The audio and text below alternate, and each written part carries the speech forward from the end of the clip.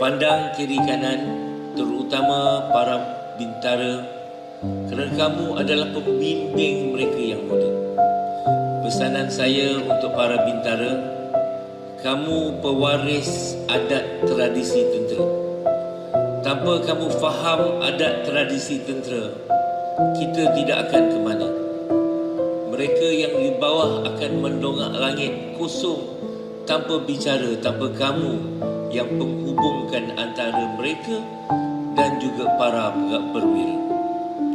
Untuk para perwira yang masih mempunyai hala tuju yang jauh ke hadapan, ingatlah, tanggungjawab utama kamu adalah kepada mereka yang di bawah sana. Mereka adalah keluarga, jangan diperkotak-katikkan. Setiap ajaran yang ada, berkongsilah bersama. Setiap kesukaran, sama-sama lalui. Yang senang, kita sama-sama nikmati. Inilah petua untuk kita rasa untuk maju bersama. Isteri dan anak-anak adalah tanggungjawab kita. Sesama kita adalah sesuatu keluarga yang amat besar. 4 hari yang lalu saya berada di Cambodia dan Thailand, mencuba untuk memahamkan mereka tentang erti keamanan.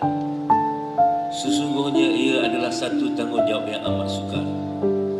Apabila dua pihak bertelagah memahami maksud keamanan yang berbeza, maka keamanan yang dicari pasti sukar untuk kita jumpa.